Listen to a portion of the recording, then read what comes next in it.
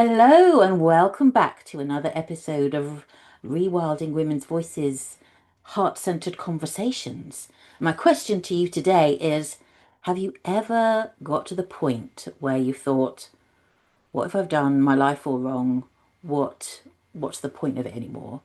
Bit deep, isn't it? But let's have a see on what happens with this wonderful conversation I'm just about to have with my beautiful guest today, Scully. Scully, tell us all a bit about yourself. Hi, everybody. My name is Scully. I am over in the US of A on the West Coast, and I am all about living your most authentic life and going through whatever kind of mind, body, and soul growth you have to do to evolve into your most authentic, unique self. Because in my belief, we're all on this planet for our specific reason, and we each have our own specific, like, superpower almost. And it's totally worth living. We're supposed to look like ourselves, sound like ourselves, dress like ourselves, and have that imprint. So that's a little bit about what I like to do and help others with. And I also homestead with my husband. So I moved away from the San Francisco Bay Area and I've lived there for 38 years. And now I'm out in the middle of nowhere building from the ground up. Yeah, that is amazing. That's what I love about you, Scully. You've just kind of packed up everything and just started at zero, basically, just literally building your house, right? In the middle of Yes. nowhere. Yeah. Yeah, awesome. Yeah. So, before we go down that road, Scully, tell me, what's the book you brought to the conversation today? I fell in love with this book called The Midnight Library. And it's this gorgeous book by Matt Haig. I Yeah, think I pronounced it yeah, correctly. And it's all about this woman. She starts out just, oh, life is super lame. I've made all these horrible decisions. I'm just done. yeah. And, she like literally cancels her life.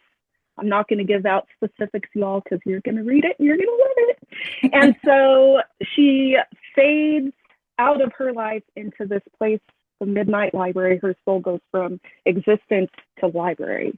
And the library encompasses all the versions of her life, like the same kind of life with different choices, different kinds of lives with different, like, everything. Yeah. And so she kind of lives little bits of all these lives, even the one that she thinks she wanted. And then by the time you get to closer to the end, Spoiler she alert. realizes she's just like comes to this massive realization, and it's a beautiful realization. Yeah. And the book came into my life at a specific point. I don't believe in coincidences, when, like, I was just in a piss and vinegar, excuse my language, everybody, but I was. Yeah. Just like, life is just lame and I hate everything and I wish everything was different, and I was depressed as all heck. Yeah. And so it helped to guide me through my, like, give up almost in life, Yeah. to realizing, hey, oh wow, my life is worth living. So Good job. Yeah, I'm glad that happened because, yeah, you're a wonderful soul to know. And tell me, so I know a bit about your past. What was mhm. happening in your life at the point that you read the book that made it so poignant for you at that moment? Are you okay to share that? Oh yeah, totally. So I am in the corporate world, but my soul and all of my being is very free, right? And I've always had trouble, like, meshing into that world because it's very governed. And Mm. I'm more like, hey, I want to be this free horse galloping along, the countryside doing what I want. So I was somehow allowing what I thought was like almost like a jail for my soul. I was like, and it wasn't true. It was just where I was at. Like I wanted more freedom with my schedule, blah blah blah. But that's not how jobs really are, right? But I've always been somewhat of a like not fight against the system, but I want things my way. So, but I also have a past with depression, and so before even this point in my life, I've since 2019 have been completely sober off of hard drugs, right? And I just had this escape route for so many years, alcohol and drugs and depression, and thinking that that was the only way to love life. Yeah, that was Fast your lot forward that you were to given, kind of thing. yeah, and so so fast forward to my job, um, I could feel that kind of depression hitting. And it doesn't make me want to do like hard drugs again or anything, but it's a deeper depression than I would say most people, unless they've been down the same road, would know. Hmm. And it almost makes me want to like just give up, and like nobody cares, like literally nobody cares, which is not true, of course. And I can't sleep, I go to food for comfort and all these things that just keep that depression spiral. But one of my coworkers was just like, here, you should read this book. It kind of is along the lines of, like looking at life from a different perspective. Yeah. And I've never grown out of people reading to me, so I love Audible. And so, I would listen to the Audible, there's the voices and the changing for the different characters. And I mean, I was emotional throughout the book because I could relate to it. Yeah. And so, because, I believe that emotions are somewhat portals to different things. So, because I could emotionally connect with the book, it was helping to heal me as I read it. Yeah. And so it was just a magical experience, really. Yeah. I mean, I know I've said it before on this podcast, but I really believe that fiction has a really great place in helping to heal us and helping us to experience something else, to step in someone else's shoes and see life from a different perspective, which I think is so valuable and something that we can't always get from, self-development books. And so I love it when people come on and talk about fiction because that's always been my number one love is fiction books. Yeah. And that, like I said, just that ability to step into another world, to step into someone else's shoes and experience life in a very different way.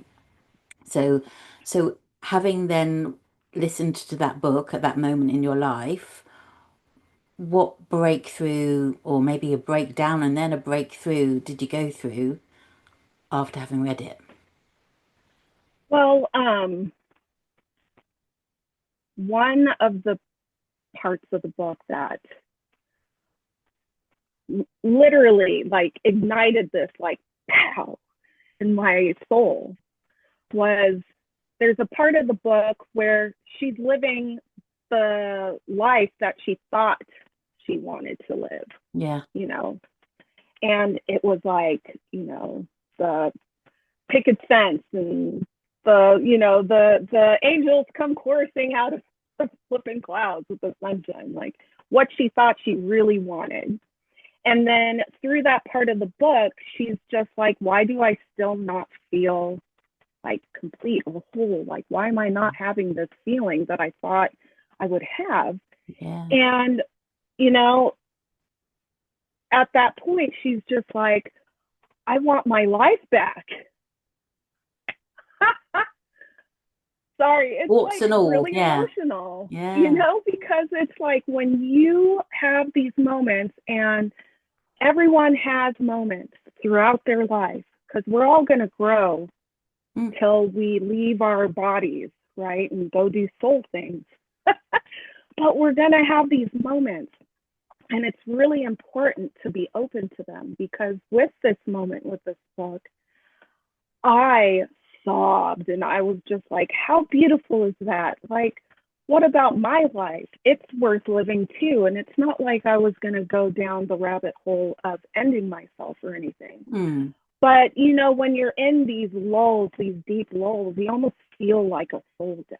And so when something that I wrote to myself in 2018, when I was in a dark place, I had just, it had been like a year or something, or no, a couple of months after I told my previous husband I was done and I had to like go into being single again.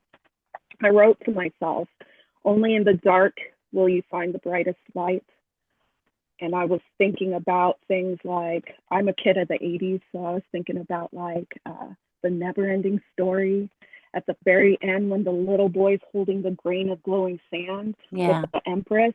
And she's like, make wishes. It grows and it makes things grow and your magical world grows. And I'm thinking about that while I'm reading the Midnight Library also. Like, this is like this whirlwind of hope ignites. And then my whole being like switches in an instant. I mean, these tears are flowing, and I had to go outside because nature helps heal anything. So I'm on this walk here at home, sobbing and walking and smiling and crying, and just like all of a sudden, life took on this massive whole new meaning. And I just Wow. changed instantly. Wow. We all have that power.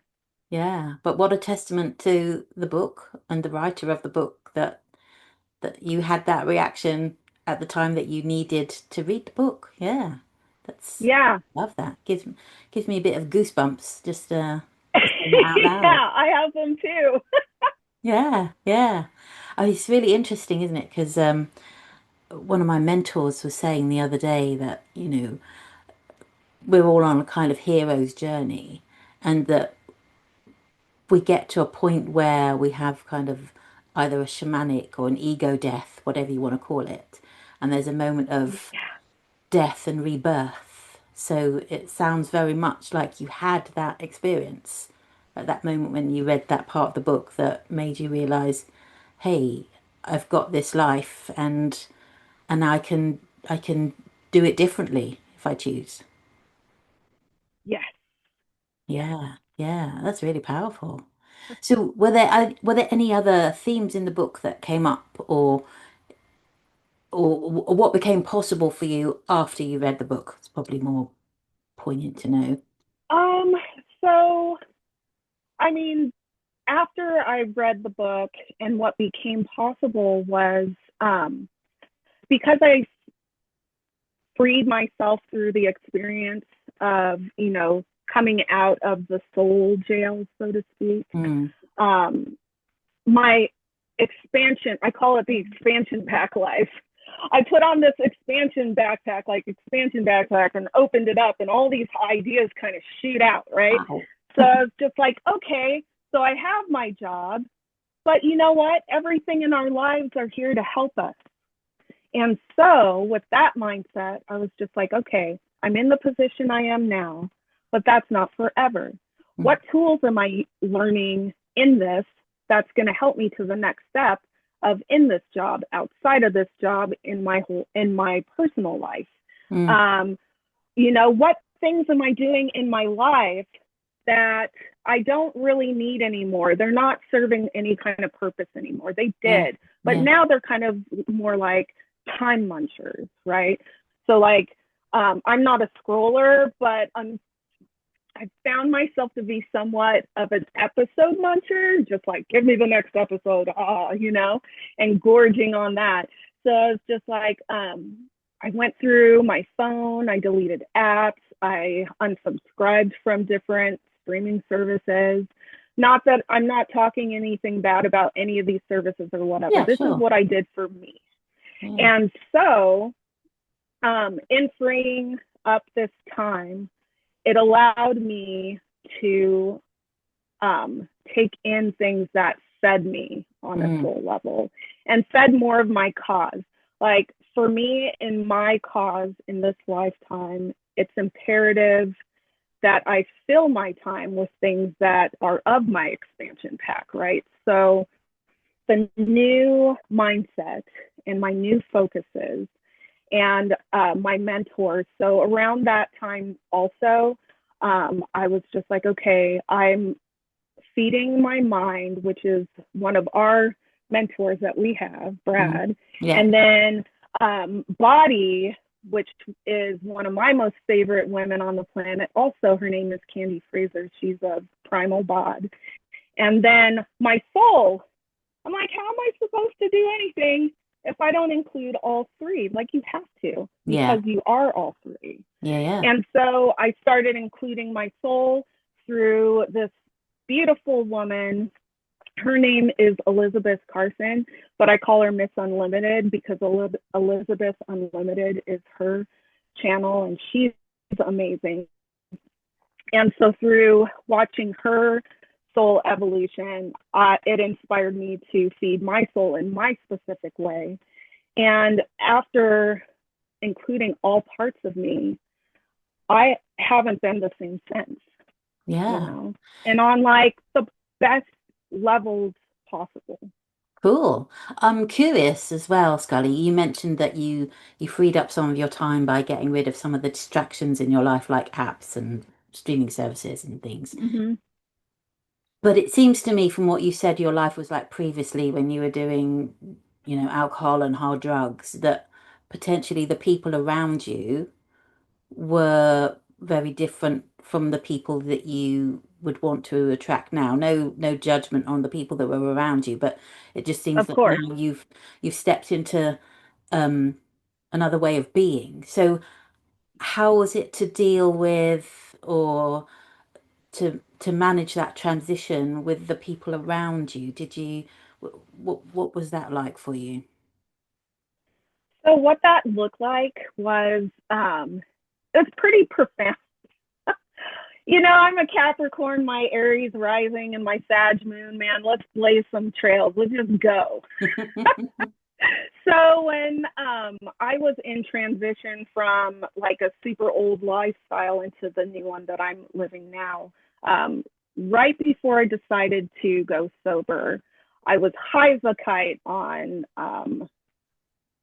like a variety of like speedy things, and I had taken so much that I knew I was going to die, and I literally made myself go in the bathroom and stare at myself, and I was crying. I didn't think I would come out of it, and I literally told myself, hey, if you don't stop, you're literally going to kill yourself. Hmm. And it was to no fault of anybody around me, like no fault of theirs, but for me, I almost abruptly stopped calling, hanging out, doing things. Um, really went into myself. I had separated from the ex. I went celibate for 2 years because there was so much that I saw as patterns, Yeah. and I really needed to bring everything in and completely cancel out all the noise completely. Yeah.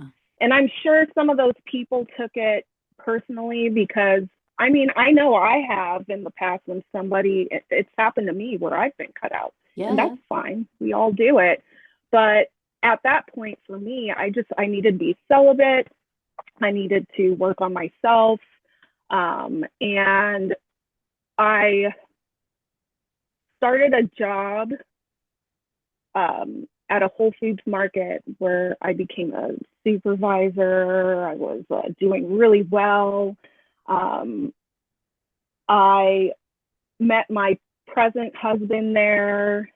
Um, it was like the universe started stacking wins and giving me prizes almost because I was choosing life.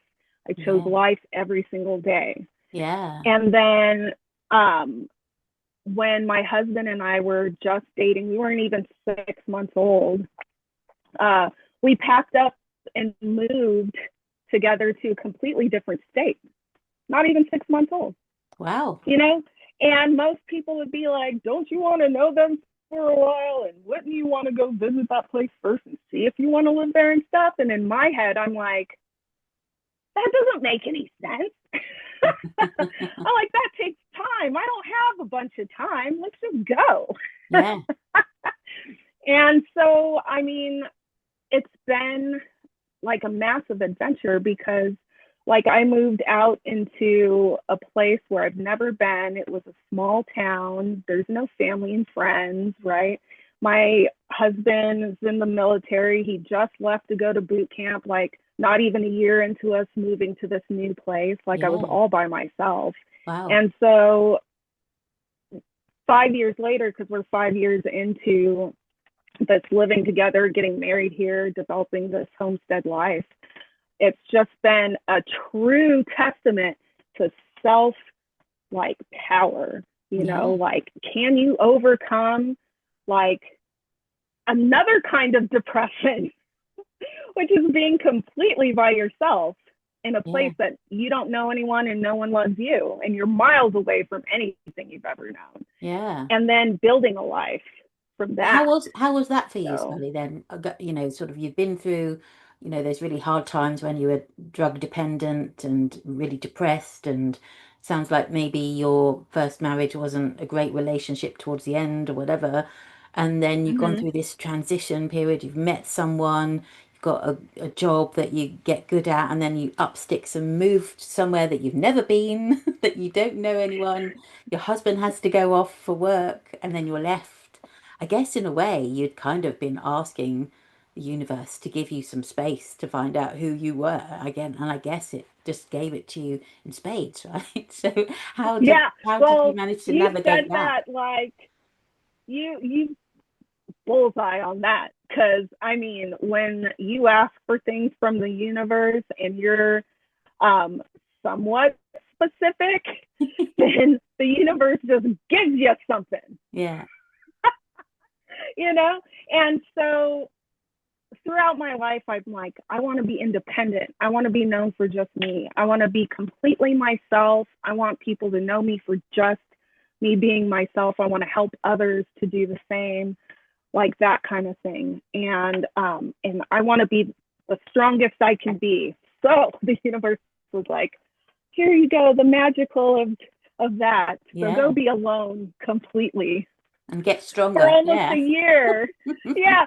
So my husband went off to boot camp and all that right in the middle of COVID. So it's Wow. like Double the whammy. 5 years, yes, the 5 month period in which he was supposed to be gone turned into like almost 11 months. Wow. Huh, huh, right? So, I mean, there were layers of the alone because there was also the unknown of, is he coming back? When's he coming back? Because, Yeah. okay, that's changed. And the jobs that I had and then didn't have, and like, who am I now and what do I actually want to do? Yeah. Because there was like a level of confusion almost because, I don't have the city life anymore. I'm not surrounded by people. I don't have outlets and like distractions, like none. So, books became my like audiobooks became a part of my new repertoire almost. Yeah. um, Outside I created and like cultivated a new relationship with nature, the stars in the sky, the planets, the language of astrology I've had in my whole entire life, but like it's a new relationship with that. I love crystals and rocks and stuff. I mean, this is my Beautiful. rose quartz. She's with Yeah. me all the time. My spirituality is very much interwoven into like earth tribes and like different spiritualities that had a very sacred connection to the ground up through to the sky. Yeah. So I was able to really figure out what all that meant to me, and start kind of practicing things. And today, now I have the spirit, this newfound spirit connection. And so it's been a wild ride. Yeah, I mean, it really is a story of huge transition, isn't it? And learning Mm-hmm. and self-growth. And I just wonder what's next for you. So have you got some aspirations for the future of, I mean, obviously you're building your home, you've got some animals on your land, if I remember rightly. Some, Two yeah. goats, yep. Yeah, the goats. Yeah, I love that. So what's next in Scully World? Well, what's next is I am really truly gung ho in um, mastering like my message and living my message and speaking to as many people as I can, and connecting with as many like-minded souls, and locking arms with all of you. And maybe there's a retreat in the near future, or future, whatever that looks Yeah, like. Maybe, I'm speaking with a bunch of people on a platform. Maybe there's a book. Maybe, the sky's the limit, and even past the sky's the limit, because you know how limitless the universe is. exactly. I want my own practice of some kind. I'm not putting any limits on that either, because I'm just developing all these things Yeah, currently. I feel this like tremendous like heart connection with the kind of life I'm to live on this planet right now. And so I'm really excited where I'm going to go from here, because Jane, I'm so, so grateful for this opportunity. Like, this is my first podcast ever. You're such a magical being, also. And however this transpires, it's just going to be beautiful. yeah. Oh, well, it's been an absolute pleasure to have you on the podcast, Scully. I'm so glad you said yes. And I'm so glad we found a time to connect because, as I said before, we're usually kind of passing ships in the night because I'm over in the UK, We you're are. on the like west coast I'm of like, good USA. morning. And you're Yeah. like, good night. Yeah. So it's been absolutely wonderful to spend this time with you, Scully, and to learn more about your incredible journey. So if people would like to connect with you, then I will put your contact details in the show description, if that's what you'd like me to do. Totally fine. I Cool. have my Instagram and my Facebook, the same name.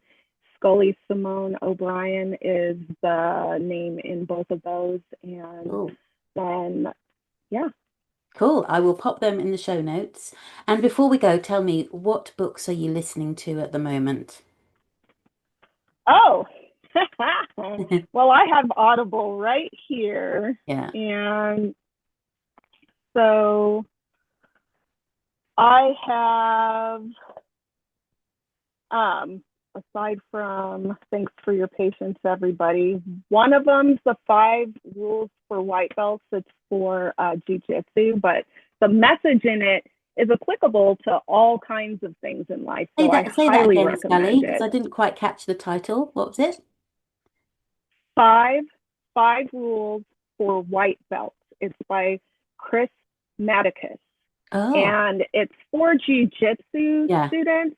And the way it's read, the way it's written, it's applicable to everything in life. So Yeah, that's I one find of that with them. martial And arts I stuff, it's really good for it's just a way of being, isn't it, really?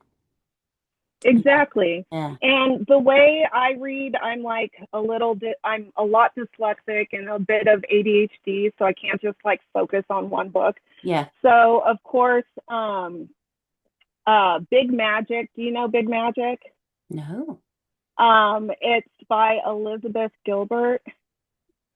I believe she's the one that did like the several shades of gray, something or other. I didn't read that one, but Oh, oh, um right, okay.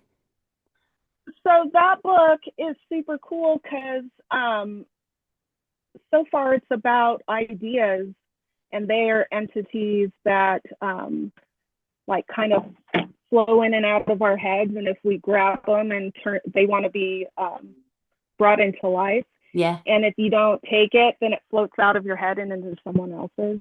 Oh, It's pretty interesting. cool. Yeah. Awesome. Yeah, so those are a couple. Oh, well, enjoy. As I said, it's an absolute delight to have had you on, Scully, and I will speak to you very soon. And listeners and viewers, thank you so much for joining. Do remember to like and subscribe and share with your friends, and I will see you in the next episode. Take care. Bye.